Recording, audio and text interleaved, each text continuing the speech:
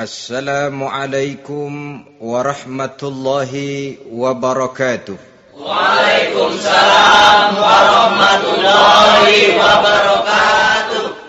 Bismillahirrahmanirrahim. Alhamdulillahi rabbil alamin. Wassalatu wassalamu ala ashrafil anbiya'i wal mursalin. Sayyidina wa maulana Muhammadin wa ala alihi wa ashabihil mujahidin at-tahirin. Amma ba'du, subhanaka la ilma lana illa ma 'allamtana innaka antal alimul hakim. La hawla wa la quwwata illa billahil aliyyil azim. Saudara-saudara kaum muslimin, terutama adik-adik para remaja dan pemuda yang saya cintai. Apabila seseorang akan membangun rumah, tentu saja dia akan mengadakan beberapa pilihan. Sejak dari memilih lokasi di mana rumah itu akan didirikan, sampai kepada menentukan bahan-bahan kualitas yang akan dipakainya, sampai kemudian kepada wujud dan bentuk rumah yang akan ditinggalinya. Demikianlah bahwa untuk membangun sebuah rumah yang hanya untuk menaungi kehidupan di dunia ini, kita mengadakan berbagai macam pilihan. Apalagi kalau kita akan membangun sebuah rumah tangga yang kita harapkan tidak hanya akan menaungi kehidupan di dunia ini, tidak hanya untuk kepentingan kita saja, tetapi juga untuk kepentingan anak cucu kita di belakang hari, termasuk sampai kepada hari akhirat nanti. Oleh karena itu, pada pertemuan kali ini, saya hanya ingin khusus berbicara kepada adik-adik remaja dan para pemuda, bagaimana sebaiknya memilih jodoh menurut ajaran agama Islam. Dalam Al-Quran, Allah subhanahu wa ta'ala menjelaskan, Zuyyina linnasi hubbus syahawati minan nisa. Bahwa manusia, apapun jenisnya, asal dia bernama manusia, dihiasi dengan perasaan cinta kepada perempuan. Jadi sejak dahulunya secara fitrah, laki-laki senang kepada perempuan, sebagaimana perempuan pun senang kepada laki-laki. Dihiasi rasa cinta ini dalam kehidupan manusia. Dan oleh karena adanya rasa cinta, berkembanglah segala macam persoalan. Sehingga seorang ahli cinta pernah berkata, cinta adalah 5 huruf yang membuat persoalan tidak akan pernah selesai. 5 huruf yang membuat persoalan tidak akan pernah selesai-selesai. Tetapi dalam kehidupan sehari-hari sering kita saksikan bahwa cinta ini bisa mendorong, memberikan motivasi yang baik, dan cinta ini pun bisa juga memberikan dorongan yang tidak baik. Oleh karenanya, apabila cinta itu ibarat setetes embun yang jatuh di bumi yang subur, akan tumbuhlah di atasnya aneka ragam bunga-bungaan yang harum semerbak, indah, mewangi, sedap dipandang orang, menebarkan rasa aman, damai, sentosa, dan begitu selanjutnya. Tapi jika cinta itu jatuh di hati yang gersang dan tandus, tidak ada yang akan dapat tumbuh di sana selain sirih memanjat batu, kuning daunnya, lemah gagangnya, maka cinta yang semacam itu tidak akan memberikan dorongan positif kepada seseorang di dalam kehidupannya. Maka lebih dahulu kita akan membicarakan cinta dalam artian yang positif ini, untuk nanti sampai kepada perempuan yang bagaimana yang harus kita cintai, atau laki-laki yang bagaimana yang harus dicintai oleh seorang perempuan. Saudara hadirin yang saya hormati, cinta dalam artian yang positif, pertama, dia selalu mendatangkan keindahan. Yang kedua, cinta itu memberikan energi atau semangat untuk berjuang. Dan yang ketiga, cinta itu selalu membawa resiko dalam bentuk pengorbanan.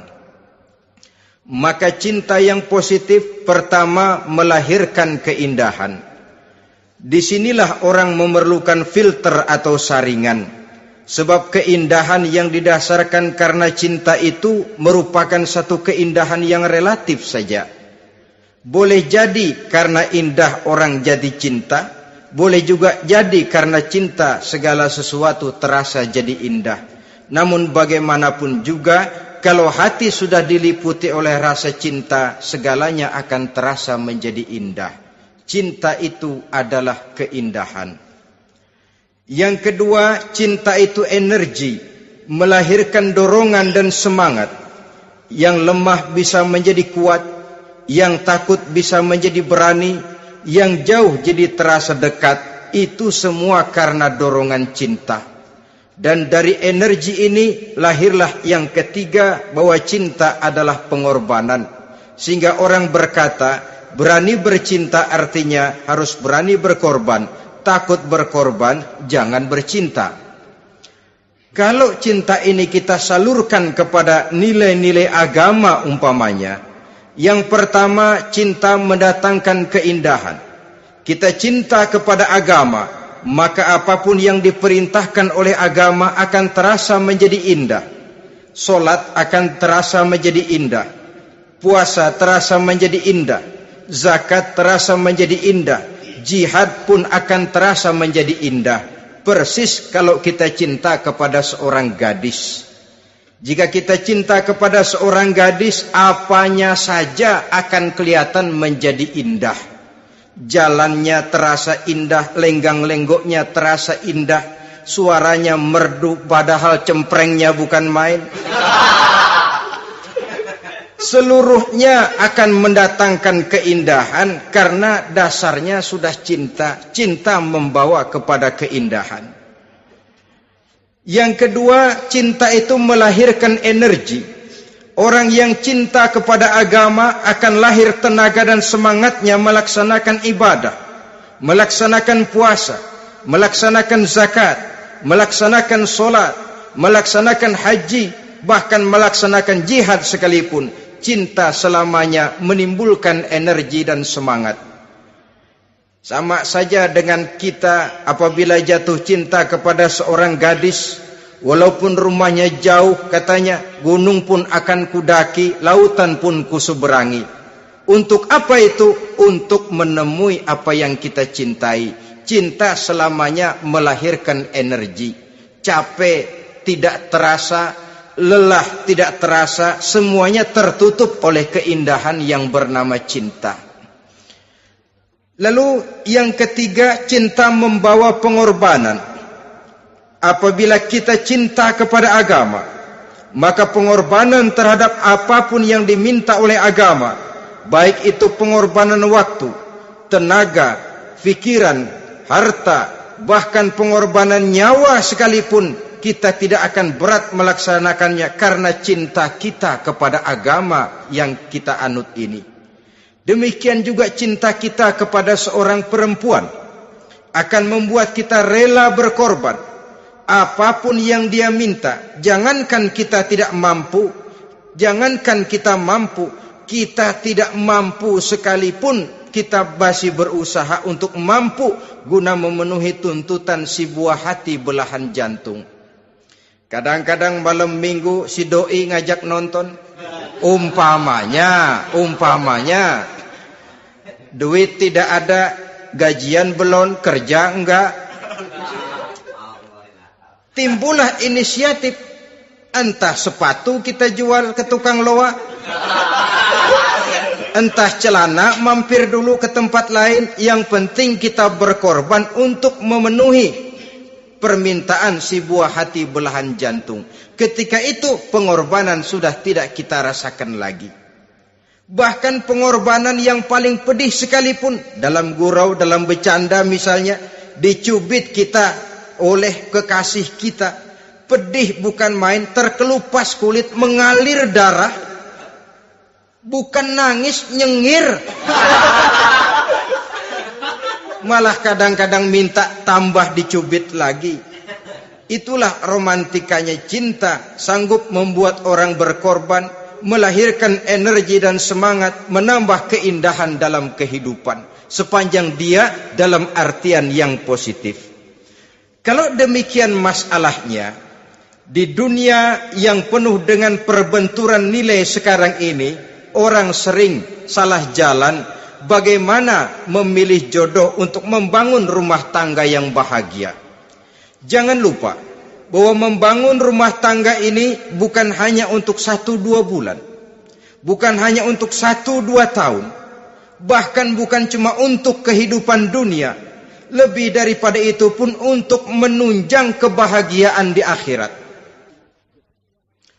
Oleh karenanya, memilih jodoh bukan satu hal yang mudah, bukan satu hal yang bisa dilaksanakan sambil lalu, tetapi memerlukan penelitian, memerlukan pengamatan yang mendalam.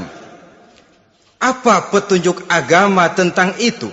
Dengan kata lain, bagaimana seharusnya seseorang memilih jodoh dalam kehidupannya? Ini tentu saja sumbangan moral buat adik-adik remaja dan para pemuda yang lagi kebingungan memilih jodoh, atau barangkali buat bapak-bapak yang kepengen nambah lagi.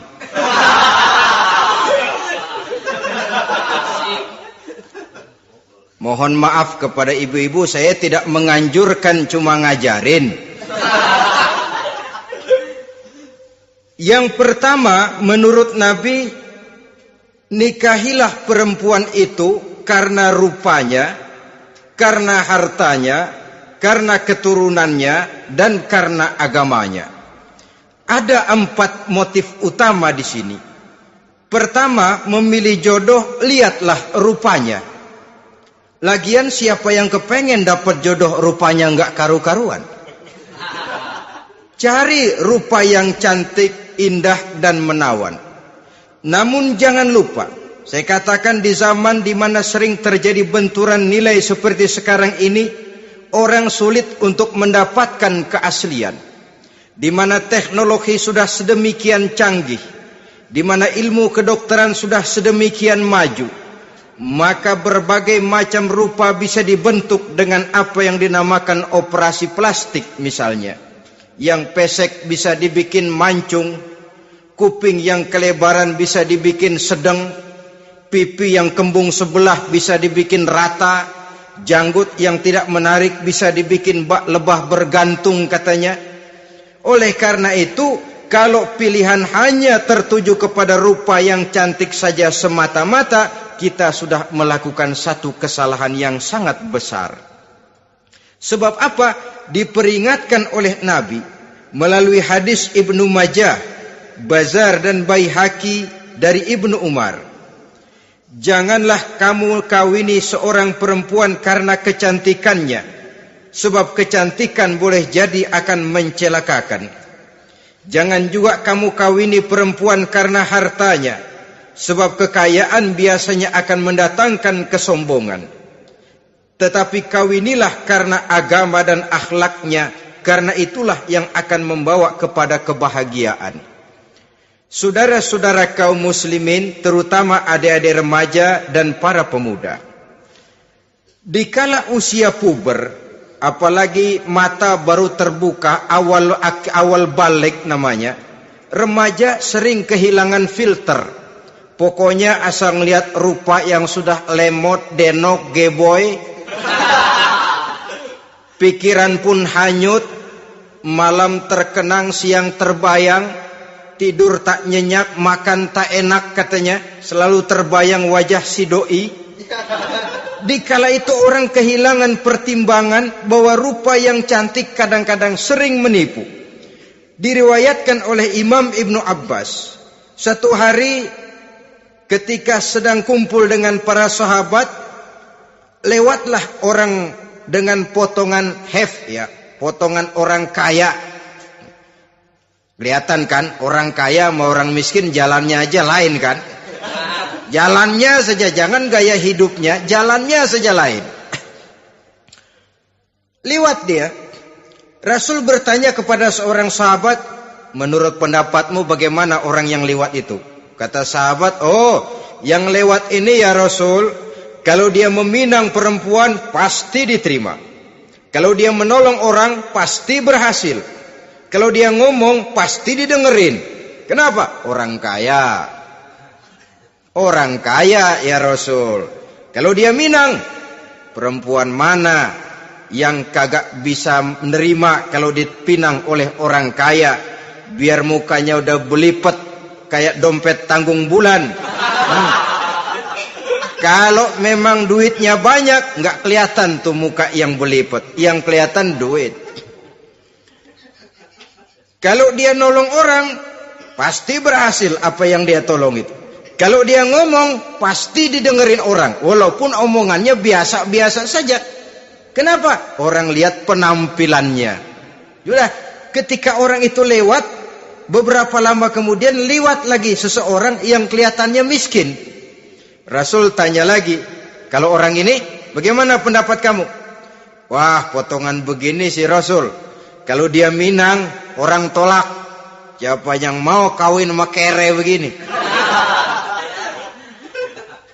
Kalau dia nolong orang, pasti nggak berhasil. Kalau dia ngomong, kagak bakalan ada yang mau dengerin. Siapa yang mau dengerin orang susah ngomong? Setelah orang itu lewat, apa kata Rasul? Orang yang terakhir, yang lewat ini, yang barusan lewat, jauh lebih baik dari yang pertama yang lewat tadi. Jauh lebih baik. Maksud dari ucapan ini, Rasul sebenarnya mendidik para sahabat jangan tertipu oleh penampilan. Sebab penampilan tidak selamanya mencerminkan keaslian. Apalagi di zaman sekarang, salon di mana-mana bejibun. Alis mata bisa dibikin, pipi bisa dicat, yang pinggir kuning, yang tengah merah, di sebelah merah ada yang kehitam-hitaman, persis orang kepentok tiang listrik.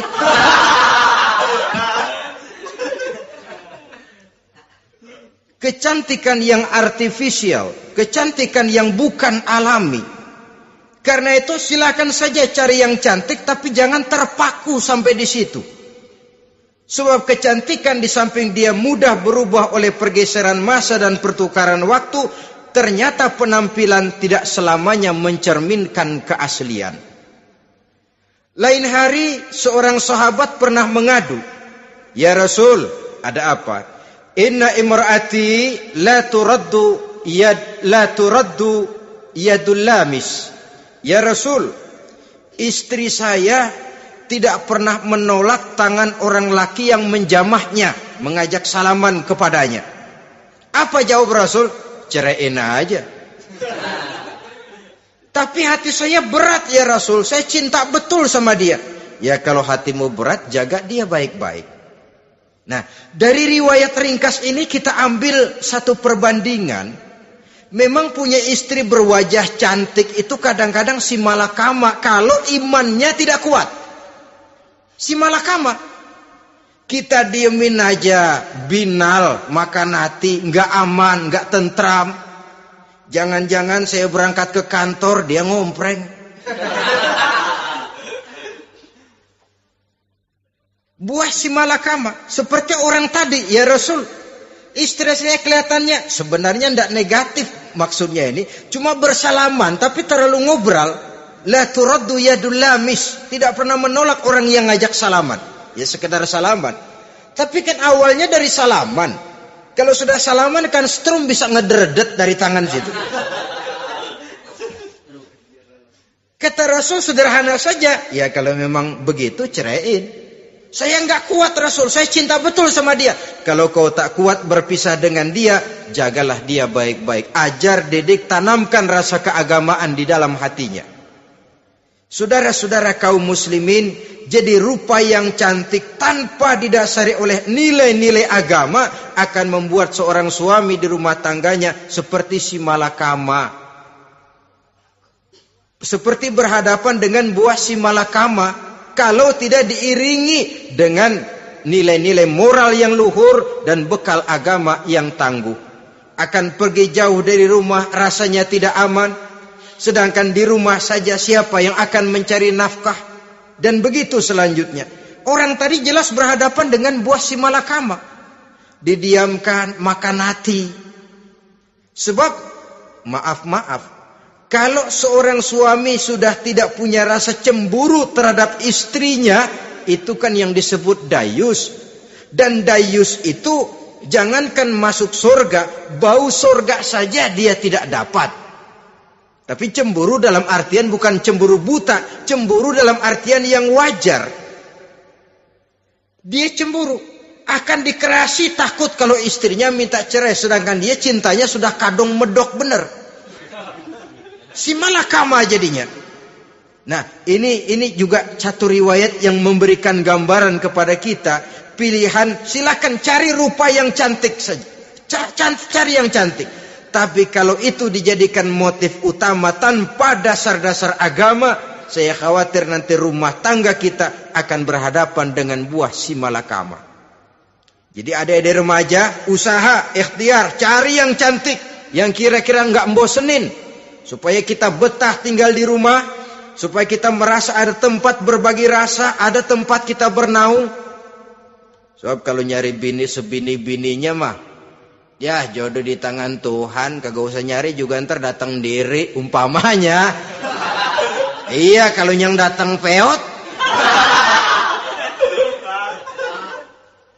Orang harus berusaha walaupun pada akhirnya jodoh toh memang ditentukan Allah. Kan 3 hal yang kita tidak bisa menentukan itu katanya. Maut, rezeki, jodoh. Itu yang masuk mysterious problem. Problem yang misterius. Maut, misterius. Kapan kita mati, kita sendiri tidak tahu. Tahun depan, 50 tahun lagi, 100 tahun lagi, tidak pernah seorang pun diberitahu. Tapi yang pasti dia bakal datang. Kapan dan di mananya, kita tidak tahu. Bisa di rumah, bisa di masjid, ya alhamdulillah. Bisa di majelis taklim, syukur. Bisa di medan perang membela agama, bagus. Pasti dia akan datang. Maut, mysterious problem. Sesuatu yang kita tidak tahu kapan datangnya. Rezeki, gitu juga. Sehingga orang sering bilang, rezeki katanya kayak bayangan. Kita uber-uber, dia lari. Kita diam, dia mah diam. Setengah mati kita uber-uber. Emang ukuran segitu? Segitu aja. Begitu kita nggak ngapa-ngapain, datang yang bawain rezeki. Namanya rezeki itu mysterious problem. Kadang-kadang ngobek, sungsang, sumbul, udah segala tanah orang kita ukur-ukurin. Udah segala ngomong sudah nggak ada yang loh, tuh sudah buta. Tapi memang bayangan, kalau belum rezeki ya belum.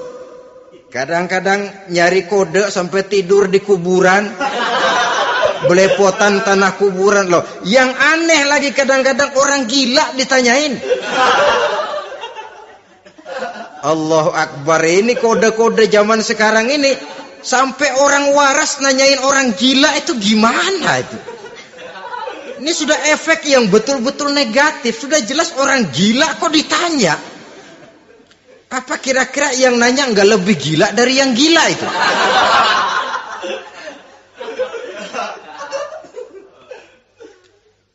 Saudara-saudara kaum muslimin, terutama adik-adik remaja dan para pemuda, jadi silakan saja cari rupa yang cantik, karena dia akan jadi tautan hati, buah hati belahan jantung, tempat kita berbagi rasa, tempat kita pulang dan tinggal di rumah tangga kita. Tapi hendaknya kecantikan rupa itu diiringi juga dengan kecantikan budi. Karena itu cari rupa yang cantik. Ini pilihan utama. Yang kedua, kata Nabi, harta, cari yang kaya. Tetapi jangan lupa, jangan dijadikan pilihan utama. Karena kekayaan sering mendatangkan kesombongan. Apalagi kalau seorang pemuda mendapat istri orang kaya. hidupnya dimodali oleh istrinya, maka biasanya wibawanya sebagai seorang suami akan hilang. Akhirnya komando di tangan istri. Dikala itulah suami tidak lebih daripada prajurit yang taat kepada komando istrinya. Padahal menurut konsep Quran, ar-rijalu qawwamuna 'alan nisa, laki-laki diciptakan sebagai pembimbing bagi perempuan. Kalau nanti suatu saat terjadi benturan, sedangkan modal diberikan oleh istri, terjadilah pengungkitan. Kata istrinya apa? Lu jangan bertingkah, lu kan kawin sama gue, modal lu kolor doang.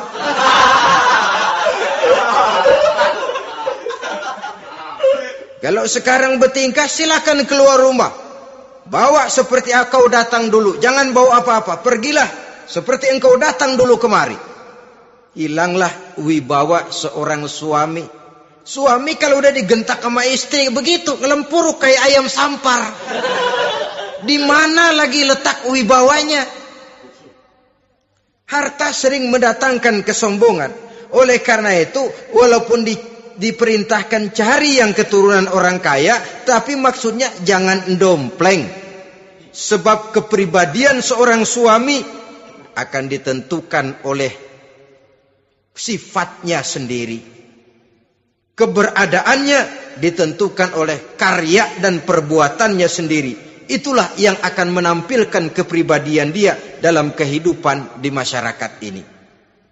Saudara-saudara kaum muslimin, terutama adik-adik remaja dan para pemuda, kan kadang-kadang di zaman sekarang kan kelas-kelas gigolo, playboy ya, nyari tante-tante kesepian, mejeng-mejeng di pinggir-pinggir jalan dengan harapan apa? Ya barter lah, tukar tambah.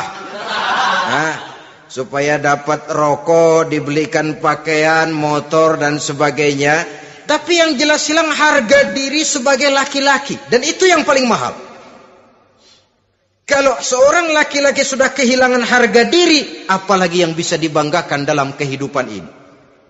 Apa artinya naik mobil kalau kepala tertunduk ke bawah?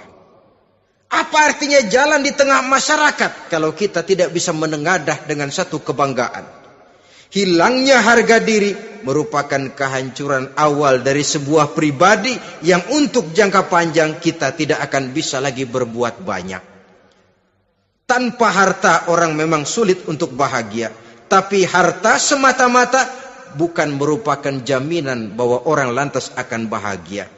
Saya barangkali harus berkata, banyak orang miskin yang kaya, tapi tidak sedikit orang kaya yang miskin. Saya ulangi ini. Banyak orang miskin yang kaya, tetapi tidak sedikit orang kaya yang miskin. Nah, bagaimana pengertiannya? Orang miskin yang kaya, materinya sederhana, peralatan rumah tangganya sederhana, tapi hatinya kaya. Oleh karena hatinya kaya, jiwanya lapang. Sebaliknya, orang kaya yang miskin, di tengah kelimpahan materi yang berlimpah, segalanya serba ada, hatinya yang miskin. Kelimpahan materi tidak akan sanggup mengobati kemiskinan hatinya.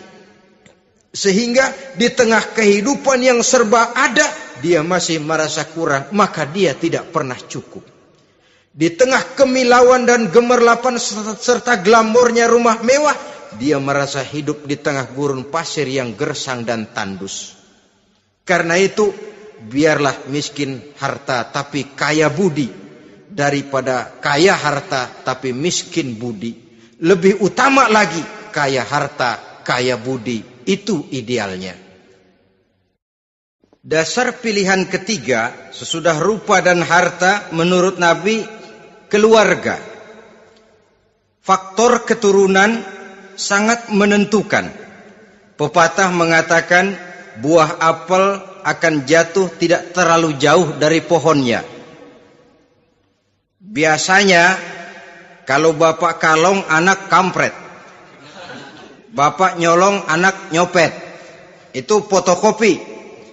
Saudara-saudara, sungguh pun demikian, faktor keluarga bukan merupakan yang paling dominan. Karena segalanya memang bergantung kepada hidayah dari Allah Subhanahu wa ta'ala. Kalau hidayah datang, bisa saja anak maling bisa jadi kiai. Kalau hidayah datang, bisa saja anak nabi malah ikut bersama orang-orang kafir. Pada akhirnya orang mau besar atau tidak, bukan dengan jalan menyempeng kepada keturunan orang lain, tapi ditentukan oleh kepribadian dirinya sendiri.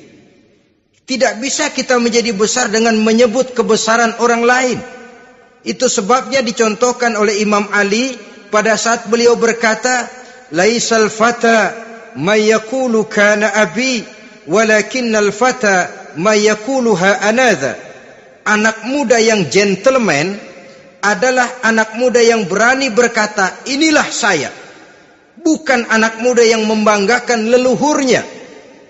Ini kan zaman sekarang ini lagi ngetop-ngetopnya lagu-lagu cengeng katanya dah. Sebenarnya menurut saya bukan cuma lagu cengeng yang jadi masalah. Lagu cengeng cuma satu efek dari sikap yang lebih utama dari itu, yaitu mental cengeng. Kalau mental sudah cengeng, apapun yang kita lakukan akan jadi cengeng. Tidak cuma lagu, kebudayaan yang lahir akan kebudayaan cengeng. Jadi pengusaha cengeng. Jadi pejabat cengeng. Jadi kiai cengeng. Kenapa? Mental cengeng. Di antara mental cengeng itu apa? Mengandalkan fasilitas atasan. Kalau tidak ada fasilitas dari atas, lantas tidak bisa berbuat apa-apa. Cengeng. Menjadi besar bukan karena karier pribadi, tapi karena nasib katrolan. Itu pun termasuk mental cengeng. Sedikit gagal, bagaimana sedikit jalan buntu, sedikit deadlock, lu ngapain lu melulu? Saudara hadirin yang saya hormati, jadi lebih penting dari sekedar lagu-lagu cengeng, saya malah lebih suka bicara mental cengeng ini. Mental yang cepat putus asa. Mental yang tidak mau mengeluarkan usaha maksimal. Mental yang hanya mengandalkan fasilitas. Sedangkan pribadinya tidak lebih daripada pribadi sumuhun dawu, pribadi kulo nuwun, pribadi kumaha juragan wae, pribadi oke bos, pribadi asal bapak senang. Bukankah itu semua merupakan cermin dari mental-mental yang cengeng, yang untuk jangka panjang tidak akan pernah menguntungkan daripada pembangunan bangsa dan negara yang kita cintai ini. Seseorang mau besar atau tidak, bukan dengan jalan menyempeng kepada kebesaran orang lain. Bahkan Syauqi dalam sebaik syairnya yang lebih tegas mengatakan, wa syarrun nasi zu khumulin iza fakhartahum zakarul jaduda wa syarrun nasi wa khairun nasi zu syarafin qadimin aqama li nafsihi syarafan jadida. Generasi yang paling jelek adalah generasi pemalas. Kalau kelihatan orang lain lebih hebat dari dia, disebut-sebutnya kebesaran nenek moyangnya. Dia sendiri nggak punya prestasi apa-apa. Kerjanya cuma ngandeli babe. Kerjanya cuma menggelayuti fasilitas orang tuanya. Tanpa itu dia tidak akan punya nilai dan harga sama sekali. Ini generasi paling jelek. Kalau orang lain kelihatan lebih hebat, dia sebut nenek moyangnya. Lo sih belum apa-apa lo, baru kopral lo. Engkong gua no, komandan Hansip. Engkong. Engkongnya yang disebutin. Dia sendiri tidak punya prestasi apa-apa. Jadi silahkan saja cari gadis dari keturunan keluarga yang baik-baik. Tapi jangan jadikan tendensi utama, jangan dengan niat untuk menyempeng kepada kebesarannya. Tapi paling tidak dengan niat agar mudah-mudahan dari benih yang baik ini akan lahir keturunan-keturunan yang baik pada akhirnya nanti. Itu yang kita harapkan. Bukan lalu dengan pertimbangan, mertua gue bos nih, kali aja begitu gue kawin dia mampus. Ini semua warisan kan jatuh kemari semua. Kalau itu niatnya sudah jelas salah. Kita mencari perempuan dengan keturunan-keturunan yang baik dengan berharap agar anak-anak kita nanti yang akan merupakan benih cucunya akan melahirkan kebaikan-kebaikan seperti leluhurnya dulu. Saudara, pilihan yang keempat kata Nabi, agama. Ini yang paling inti. Kenapa? Agama itu motivasinya moral. Di sini segalanya ditentukan. Rupa yang baik, harta yang banyak, keluarga yang luhur. Kalau sudah dilandasi oleh agama yang rapuh, bahkan tidak beragama sama sekali, ketiga hal di atas tadi hanya akan mendatangkan malapetaka. Sekarang kan kita tertipu oleh penampilan. Padahal penampilan belum tentu kenyataan. Di jalan-jalan kita akan lebih terpesona melihat gadis pakai miniskirt di atas lutut ketimbang kita melihat gadis-gadis yang pakai jilbab. Kalau sudah pakai jilbab keliwat, yang usil banyak banget, bau sorga nih. Bau sorga katanya. Tapi kalau sudah yang pakai miniskirt itu yang lewat, itu dari ujung ke ujung mata kagak mau kedip. Laler nemplok di mata kagak dirasain. Kita terpesona oleh penampilan zahir, padahal penampilan belum tentu memantulkan hal yang sebenarnya. Tapi memang itulah watak manusia. Watak manusia, saya katakan manusia tanpa kecuali. Tetapi bergantung kepada pemikiran jangka pendek atau jangka panjang. Kalau jangka panjang yang kita pikirkan, ya tentu kita tidak akan mudah terpesona oleh hal yang zahir. Sampai-sampai Quran sendiri mengatakan budak yang hitam legam tapi beriman itu lebih baik daripada orang-orang musyrik walaupun cantik, denok, lemot, geboy. Ada lagi nggak bahasa yang lebih dari itu? Cantik, denok, lemot, geboy, bahenol, nerkom. Tapi kafir masih lebih baik budak yang hitam legam sekalipun. Kalau dia beriman. Kenapa? Rumah tangga untuk jangka panjang. So itu Islam tidak membolehkan kawin campuran dengan lain agama. Walaupun ada ayat yang mengatakan boleh kawin dengan ahlul kitab. Tapi sebagian mufassir menjelaskan bolehnya kawin dengan ahlul kitab itu dalam kondisi darurat. Dalam kondisi normal tidak bisa. Kenapa? Kalau sudah berlainan agama, akan terjadi kerancuan rumah tangga untuk jangka panjang. Bagaimana membina dalam keharmonisan di rumah tangga? Bagaimana nasib anak-anak nanti? Kadang-kadang ada keluarga, kami sih keluarga modern.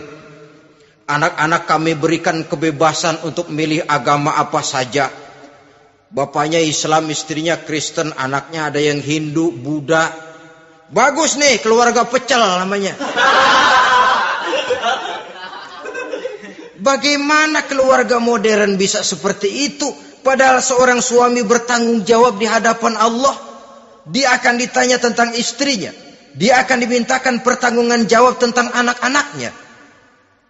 Kalau istri kita berlainan agama, mungkin terjadi pengkaplingan. Pokoknya kalau anak perempuan ikut ibu, anak laki ikut bapak. Administrasi dunia bisa begitu. Tapi akhirat, pertanggungan jawab di hadapan Allah. Bisakah kita? Sorry aja Tuhan emang janjinya begini.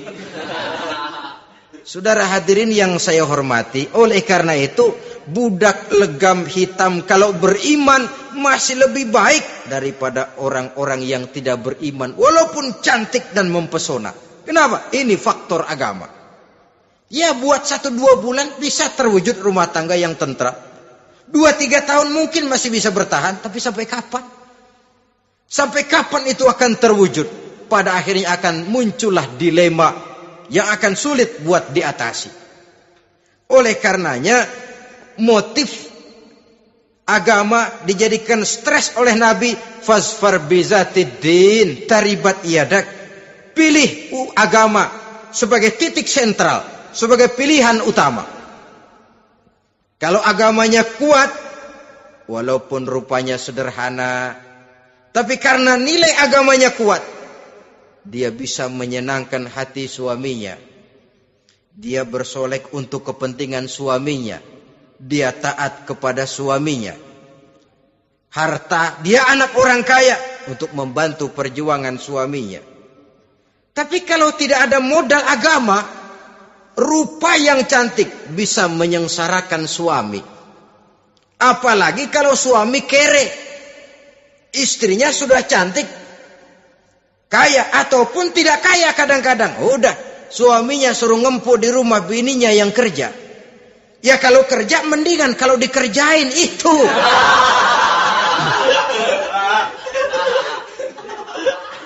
Itu yang repot. Saudara hadirin yang saya hormati, dan ini bukan 1-2 kasus. Alangkah malangnya kalau sudah terkena hal seperti itu. Akhirnya seperti pengaduan sahabat kepada Rasul tadi. Mau diceraiin, cinta saya udah medok benar Rasul. Enggak diceraiin, hati saya ngebet, pegel. Si malakama akhirnya. Jadi oleh karenanya agama. Kalau dia cantik, walaupun miskin, agamanya kuat, dia bisa memelihara kehormatan diri. Dia kaya, agamanya kuat, hartanya disalurkan di jalan Allah. Karena itu, agama jadikan pilihan utama. Dan ukuran agama itu bukan cuma jilbab loh. Ya kadang-kadang ada juga yang jilbabnya nggak pernah lepas, tapi kadang-kadang akhlaknya lebih binal dari yang kribo. Ada cuma sekedar kamuflase saja, itu pun penampilan. Sekedar penampilan saja. Cuma dari segi aurat ya memang lebih baik dan lebih utama. Dan saya kira lebih mengundang penasaran toh. Duren kalau udah dibuka kan kelihatan isinya. Emang udah begitu. Udah. Tapi kalau masih rapat, itu yang rasanya kita pengen buka. Timbul tantangan. Gue pengen tahu isinya. Rasanya juga begitu. Sama saja dengan baju. Kalau dibungkus rapat di plastik, ditaruh di etalase. Adanya di toko serba ada. Tahu kita barang mahal nih. Biar punya duit, kita mau nawar ragu-ragu, takut nggak cukup.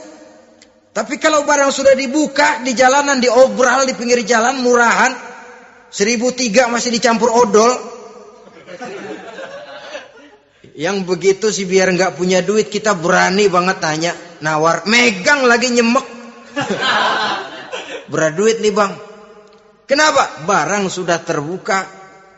Jadi saudara-saudara, syukur kalau keempat-empatnya ini jodoh terkumpul dalam jodoh yang saudara cari. Sudah rupanya cantik, kaya, keturunan orang baik-baik, agamanya kuat. Nah, surga dunia tuh.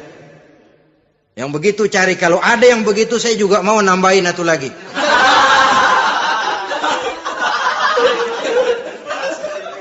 Tapi yang kumpul keempat-empatnya ini terus terang saja langka. Makhluk langka ini. Kadang-kadang cantik, kaya, keluarganya hebat, agamanya nol, akhlaknya kayak setan. Tapi yang paling celaka kalau empat-empatnya kagak ada. Rupanya jelek, melarat, bapaknya biang maling, kagak beragama lagi. Apanya yang mau dipilih? Mampus saja mendingan. Sudah nggak ada pilihan sama sekali tuh. Sudah nggak ada pilihan sama sekali. Saudara hadirin yang saya hormati, terutama adik-adik remaja. Nah, lalu apa motivasi agama dalam pembinaan ini apa? Agama ini kan memberikan contoh bahwa perempuan yang baik itu, yang kita ingin jadikan dia sebagai ideal dalam pencarian jodoh, tandanya 3. Iza ra'aitaha saratka, kata Nabi. Kalau dipandang, dia bisa menggembirakan kamu. Kan ini yang penting buat seorang suami. Kalau saudara nanti jadi suami, punya istri yang jadi partner setia mendampingi suaminya. Kalau dilihat nggak bosenin. Kenapa? Dia berdandan untuk nyenangin hati suaminya. Nggak bosenin. Kan kadang-kadang ada bini kalau kita pulang demok aja fotonya.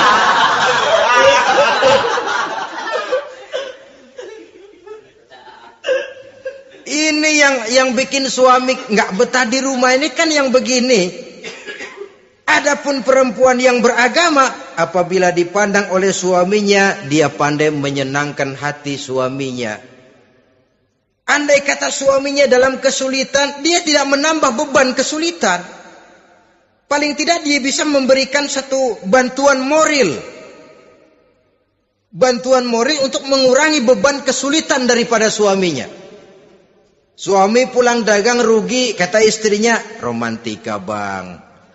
Sekali-sekali lah, masa selamanya dagang mau untung. Besok siapa tahu untung lebih besar. Kan meringankan toh. Kadang-kadang enggak, suami pulang dagang dari pasar panas, rugi. Sampai rumah bini pidato. Pletar-pletor.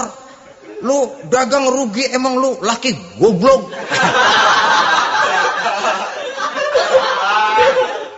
Sudahlah di pasar rugi, di rumah digoblok-goblokin. Ini nanti kena penyakit broken home yang begini ini. Padahal kesuksesan di kantor, kesuksesan di pasar, kesuksesan di medan tugas selalu dimulai dari kesuksesan dan ketenangan dari rumah tangga. Dia berhias untuk kepentingan suaminya, tidak terlalu berlebihan, dan suaminya pun pandai menghargai istrinya dengan kata-kata yang menimbulkan gairah dan semangat. Melihat istrinya bersorak, kamu makin cantik saja. Jangan juga kadang-kadang suami ketus. Ngelihat pulang kantor, lihat suaminya, istrinya dandan rapi.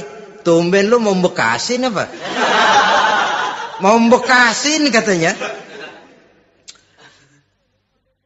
Artinya apa ini? Pandai mengembirakan, bisa tenggang rasa, bisa berbagi rasa. Sehingga suami merasa ada tempat dia bertukar pikiran. Ada tempat dia membicarakan persoalan. Dialog dalam kehidupan berumah tangga itu sangat diperlukan. Iza ra'aitaha sarratka, kalau dipandang dia sanggup mengembirakan kamu. Dikasih uang 500 senyum, 5.000 pun ketawa. Menggembirakan. Dia bisa taruh kata hatinya kesel, tapi mulutnya senyum. Nah ini yang sulit ini. Senyum tapi kesel, kesel tapi senyum. Kadang-kadang istri itu kan kalau sudah kesel, suami pulang nggak bisa dia menyembunyikan kekesalannya. Dari jauh suami sudah lihat ini yang nyambut, ini bemo ini. Udah monyong serem. Saudara hadirin yang saya hormati, yang kedua, bila diperintah dia taat. Ini pengaruh agama. Sehingga Nabi mengatakan, "Lau amartu li ahadin ayyasjuda ila ghairiha, la amartul mar'ata litasjuda ila zawjiha likibari haqqihi 'alaiha." Andai kata saja boleh aku memerintahkan manusia untuk sujud kepada sesama manusia, pastilah aku perintahkan perempuan untuk sujud kepada suaminya. Kenapa? Karena besar hak suaminya kepada dirinya. Untung sujud kepada manusia tidak boleh. Andai kata boleh, perempuan disuruh sujud sama suaminya. Ini tidak perlu sampai sujud, cium tangan saja minta ridho suami. Kadang-kadang perempuan sekarang berat. Paling banter setahun sekali lebaran doang. Laki pulang sembahyang tubruk, cium tangan, minta redo, nangis segala macam. 3 hari habis lebaran beras habis, monyong aja lagi.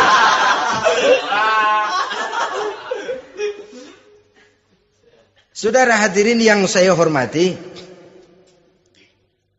yang ketiga, akibat pengaruh agama, dia sanggup memelihara kehormatan diri dan sanggup menjaga harta suaminya. Memelihara kehormatan diri baik pada saat suaminya di rumah atau pada saat suaminya tidak ada di rumah. Satu riwayat, Seorang sahabat akan pergi perang jihad di fi sabilillah. Ketika mau berangkat dia bilang kepada istrinya, saya mau berangkat perang. Kalau saya belum pulang kamu jangan keluar rumah. Baik bang. Pergi istrinya, pergi suaminya jihad. 1 minggu, 2 minggu berlalu belum juga pulang. Satu hari datang utusan dari rumah orang tua si istri ini. Assalamualaikum bu. Waalaikumsalam. Ada apa? Ada berita kurang enak bu. Orang tua ibu sakit parah. Mohon tolong ditengokin. Apa kata si istri? Maaf saja, suami saya belum pulang dari medan perang. Saya belum dapat izin keluar rumah kalau dia belum pulang. Tolong sampaikan maaf saya kepada orang tuanya. Pulanglah utusan tadi. Besok balik lagi. Bu, ada apa? Udah Senin Kemis. Napasnya sudah sampai tenggorokan. Tolong tengokin buat terakhir kalinya bu. Suami saya belum pulang. Dia pesan kalau dia belum pulang saya jangan keluar rumah. Saya nggak bisa tengokin orang tua saya. Salam maaf saja. Pulang utusan itu. Besok balik lagi. Bagaimana? Sudah meninggal bu. Mau dikubur. Tengokinlah buat terakhir kalinya. Suami saya belum pulang. Saya belum berani keluar rumah kalau suami saya belum pulang. Itu janji saya sama suami saya.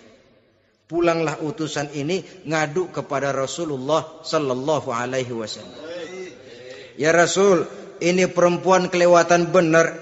Dari orang tuanya sakit sampai sekarat, sampai mati, sampai dikuburin dia nggak nengokin. Memangnya kenapa? Suaminya katanya pergi jihad. Dan suaminya tidak mengizinkan dia keluar rumah kalau si suami belum pulang. Apa jawab Rasul? Marahkah beliau? Tidak, beliau senyum. Apa katanya? Dosa orang tua yang meninggal ini telah diampuni oleh Allah karena dia punya anak perempuan yang begitu taat kepada suaminya. Allahu Akbar. Dosa orang tua yang sudah meninggal itu diampuni oleh Allah karena dia punya anak perempuan yang begitu taat kepada suaminya. Ketaatannya kepada suaminya menyebabkan dosa orang tuanya diampuni oleh Allah Subhanahu wa taala. Suami pergi jihad, orang tua sakit keras, tidak berani dia keluar rumah.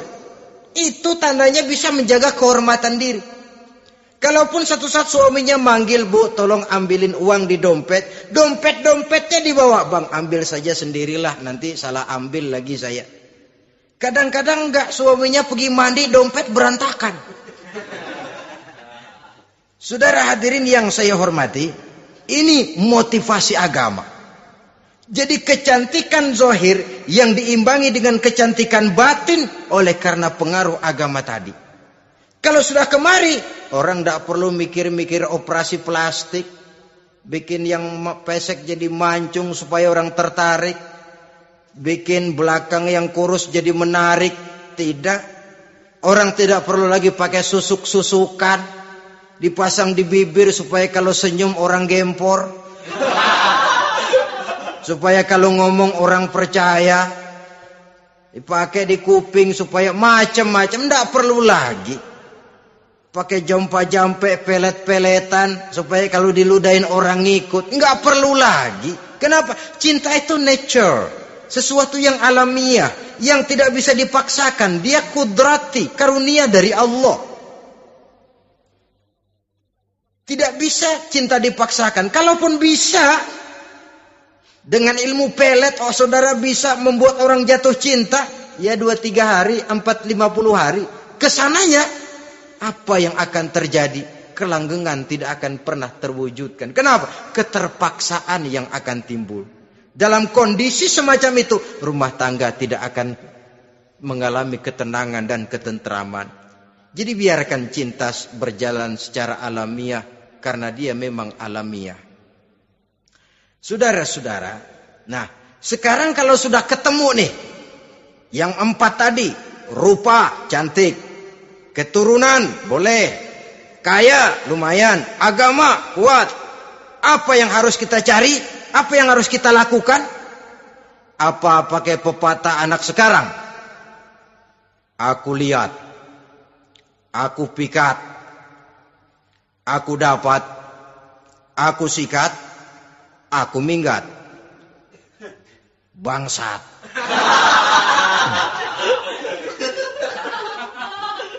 Itu kan ada moto cinta kilat begitu tuh. Cinta kilat katanya. Aku lihat, aku pikat, aku dapat, aku sikat, aku minggat. Bangsat.